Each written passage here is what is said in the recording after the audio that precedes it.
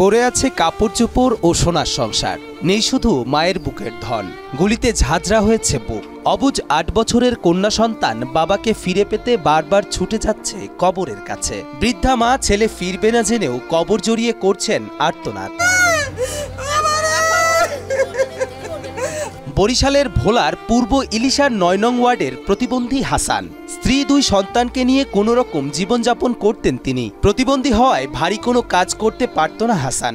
Shea butter ও vitamin E সমৃদ্ধ lily glam beauty soap. Lily, always beautiful. তাই জীবিকার তাগিদে বেছে নিয়েছিলেন মাছ শিকারের কাজ। ১ ফেব্রুয়ারি সকালবেলা বাড়ি থেকে বের হন নদীতে মাছ ধরতে। কাজ শেষে পরিবারের জন্য বাজার নিয়ে ফেরার কথা ছিল তার। অবশেষে তিনি ফিরলেন, তবে লাশ হয়ে।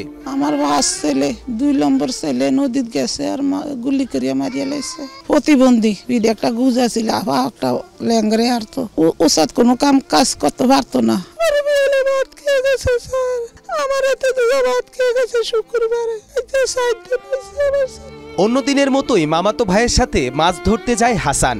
সেখানে গিয়ে তুচ্ছ কারণে অন্য এক জেলের সাথে বাকবিতণ্ডা হয় তার। আর এই বাকবিতণ্ডার এক পর্যায়ে প্রচণ্ড আকার ধারণ করতেই তাকে গুলি করে অন্য জেলেরা। মামাতো ভাইয়ের কোলেই মৃত্যুর মুখে ঢলে পড়েন প্রতিবন্ধী হাসান। আমার ফুয়াতো বলে আমি হাসানের নদীতে গেছিলাম আনন্দের জন্য। জাল ফালাইছি তো আমরা এই জাল ফালাই ওই মাথায় গেছিলাম তো এই জালটা আমাকে জালপি দেখে লইছি। ফেলেছে তো আমরা করে গালি গালাজ করছি, ওরা আমাকে গালি গালাজ করছে। গালি গালাজ করানোর পর মাঝি ওরা বাড়ি দিছে। ভাই যাতে ওরা বাড়িটাই দিছে, তোর মাঝির আমার মাঝির ছোট ভাই ওই ওরা বাড়ি দিছে। ভাই যাতে আমি বাড়ির দেন আমি যখন পিটাইটি বাজে তখন আমি সইরে গেছি। সইরে আমি নৌকার তলে ঢুকে গেছি। তখন আমি মিশিং স্টেশন দিয়েছি, তখন এই গুলি ফায়ার করছে। আমার হাতের ফি মারা গেছে, আমি খেয়াল করে হারিনি। পরিবারের একমাত্র কর্মক্ষম ব্যক্তিকে হারিয়ে শোকে পাগল স্ত্রী সহ মা। ছোট্ট 2টি সন্তানের ভবিষ্যৎ নিয়ে ভেবেই চলেছেন। স্বামীর ব্যবহার করা সকল জিনিসপত্র ধরে বিলাপ করে বলছেন কে খাওয়াবে তাদের।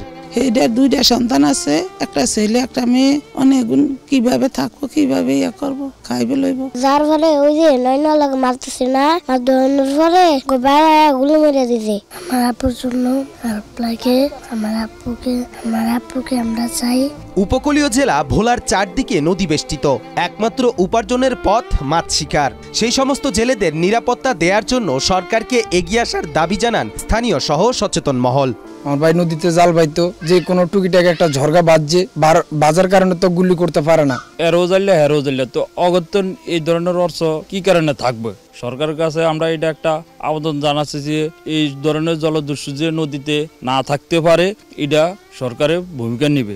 হাসানের মতন গুলি করা না যায়, আমরা সরকারের কাছে এটুকু আবেদন। মেঘনা নদীতে জলদস্যু বন্দুক লিয়ে ঘোরাফেরা করে আমরা চাই না। ভোলা মেঘনায় জলদস্যুদের না থাকে, আমরা এই বিষয়টাই সরকার চাই।